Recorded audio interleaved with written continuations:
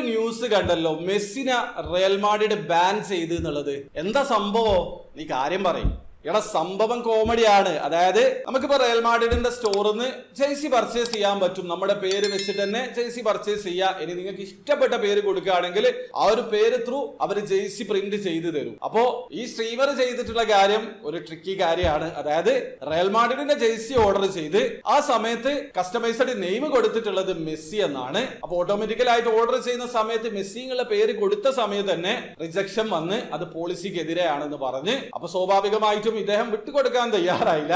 Messi എന്നുള്ള പേരിൽ സ്പെല്ലിംഗിൽ ചെറിയ മാറ്റം വരുത്തി അദ്ദേഹം ടൈപ്പ് ചെയ്ത് നോക്കുന്ന സമയത്ത് അത് അക്സെപ്റ്റ് ചെയ്ത് പേയ്മെന്റും ചെയ്തു. അതായത് ഫിൽട്ടർ ചെയ്തിട്ട് മെസ്സി എന്നുള്ള പേര് ബാൻ ചെയ്ത് വെച്ചതായിരിക്കാം. അതുകൊണ്ട് തന്നെ ചെറിയൊരു മാറ്റം വരുത്തി ഒരു സ്പേസ് ഒക്കെ കൊടുത്തിട്ട് പേര് കൊടുത്ത സമയത്ത് അക്സെപ്റ്റ് ചെയ്തു. പക്ഷെ പിന്നീട് ഈ സ്ട്രീമർ അവർ കോൺടാക്ട് ചെയ്തിട്ട് പറഞ്ഞിട്ടുള്ളത് ഇത് പോളിസിക്കെതിരാണ്, അതുകൊണ്ട് കാശ് റീഫണ്ട് ചെയ്തു തരാന്നാണ് സ്ട്രീമർ അറിയിച്ചിട്ടുള്ളത്. അപ്പൊ സ്ട്രീമർ ഒരു കാര്യം കൂടി ചെയ്ത് നോക്കി, ഒന്നുകൂടി അതായത് നേരെ അക്സെപ്റ്റ് ചെയ്തിട്ടുള്ള നെയിം അടിച്ചിട്ട് ഒരിക്കൽ കൂടി ഓർഡർ ചെയ്ത് നോക്കി. അപ്പൊ ആ സമയത്ത് ഓട്ടോമാറ്റിക്കലി ആ പേരടിക്കുന്ന സമയത്ത് തന്നെ റിജക്ഷൻ വന്നിട്ടുണ്ട്. പോളിസിക്കെതിരാണെന്ന് അവർ മെൻഷൻ ചെയ്തിട്ടുണ്ട്. അതായത് ആ ഒരു നെയിം അവിടെ ബ്ലോക്ക് ചെയ്തിട്ടുണ്ട്. അപ്പൊ വളരെ കൃത്യമാണ്. റയൽ മാഡ്രിഡിന്റെ ജേഴ്സിയിൽ മെസ്സി എന്നുള്ള പേര് കൊടുക്കാൻ ആഗ്രഹിക്കുന്നില്ല. എടാ, ഇത് വലിയ സംഭവമൊന്നും അല്ല.